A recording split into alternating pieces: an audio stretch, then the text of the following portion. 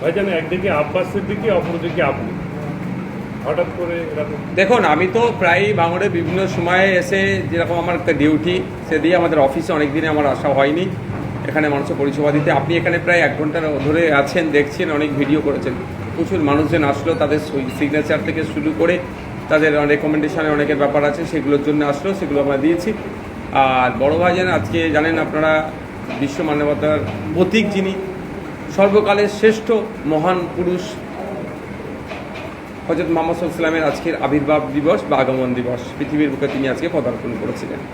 তো তার আজকে যেহেতু তিনি পদার্পণ করেছিলেন, সেই জন্য সারা পৃথিবী আজকে খুশি মানাচ্ছেন, ভাঙড়ের মানুষ আজকে খুশি মানাচ্ছে। ধর্মীয়ভাবে এখানে একটা ধর্মীয় সভা আছে, সেই সভাতে তিনি আজকে এসেছেন। এটাই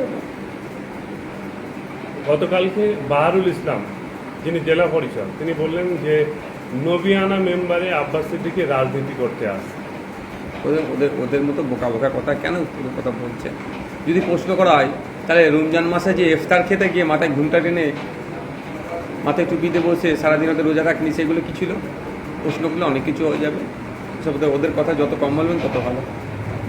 বামেদের সঙ্গে আপনাদের জোট কত? যেহেতু আপনি দেখুন, আমি 2021 সালে আমরা বাম কংগ্রেস আইএসএফ জোটে এসেছিলাম। আমরা 2026-এ আমরা চাইছি জোটটা তাড়াতাড়ি হোক, মানুষের কাছে পৌঁছাক, মানুষ যাতে করে বুঝতে পারছে এখন যে একটা বিকল্প খুঁজছে, বিজেপি তৃণমূলকে হারাতে হবে, তাই বিকল্প শক্তি হিসেবে আমাদেরকে থার্ড ফ্রন্ট আমাদেরকে গড়ে তুলতে হবে।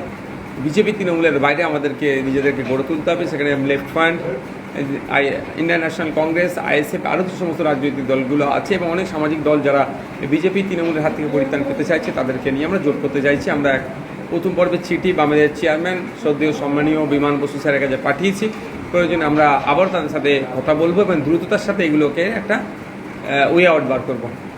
যদি বামফ্রন্ট না জোট করে, আপনারা কি এককভাবে লড়াই করবেন? প্রথম কথা হচ্ছে, যদি জোট না করে প্রশ্ন আসবে কেন জোট করবে না? যেহেতু মানে ঊর্ধ্বতর লেভেলে বাম, যদি না জোট করে প্রশ্ন আসছে না, আমি আশা করবো জোট করবে। কারণ তৃণমূলের দ্বিতীয় কথা হচ্ছে, আমরা রাজনীতির ময়দানে এসেছি, যে ইলেকশনগুলো আসবে কন্টেস্ট আমাদের করবো। চলার পথে যারা সাথে সাথ দেবে চলবো সাথে একসাথে, নালে একলা চলো।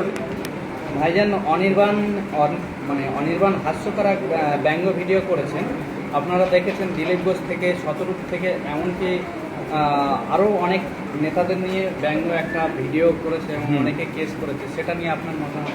আমি সত্যি, আমার সময় হয়নি দেখে ওটা। এই যারা তৃণমূলের নেতারা যা ব্যঙ্গ করছে, যা নাটক করছে, ওই দিকে সময় পার করতে পারছি না। গতকাল বিধানসভার মধ্যে সে দ্বিতীয় পর্বে রিসেসের পরে চোর এক তৃণমূল বলছে 1 2 3 4 বিজেপির সবাই চোর, আবার বিজেপি বলছে 1 2 3 4 তৃণমূলের সবাই চোর। আর আমি মধ্যখানে বসে বসে দেখছি চলছে। এরা বলছে কি, ভোট চোর গদি চোর, ভোট চোর গদি চোর, আর এরা বলছে চাকরি চোর গদি চোর। এ বলছে মমতা চোর, টিএমসি চোর, আবার ওরা বলছে মোদি চোর, টিএমসি চোর। এই নাটক কালকে চলেছে। এই নাটক দেখতে দেখতে ভাই আমার সময় পার হয়ে যাচ্ছে। অনির্বাণ বাবুর তার নাটক দেখার সময় আমার হয়ে ওঠেনি। ওয়াকাফ বিলের পর এসআইআর, এটা কি ভোটের ভোট ধরা কল? তবে এই নিয়ে অনেক আলোচনা আছে। আমি যদি ছোট্ট কথা বলবো, দেখেছো নওশাদ সিদ্দিকী সুরে সুর মিলাচ্ছে। আমি একটা কথাই বলি, রাজ্য সরকারের অনেক নেতারা কি বলছে এসআইআর হতে দেবো না, কিন্তু ইসিআই এর CEO, chief electoral officer, mail করলো নবান্নকে যে আমরা এসআইআর করব এই মর্মে। তো নবান্ন তড়িগাড়ি ফিজিক্যাল মিট তো দূরের কথা, ভার্চুয়াল মিট করলো chief secretary of West Bengal, আপনার রেসপেক্টেড মনোজ পান স্যার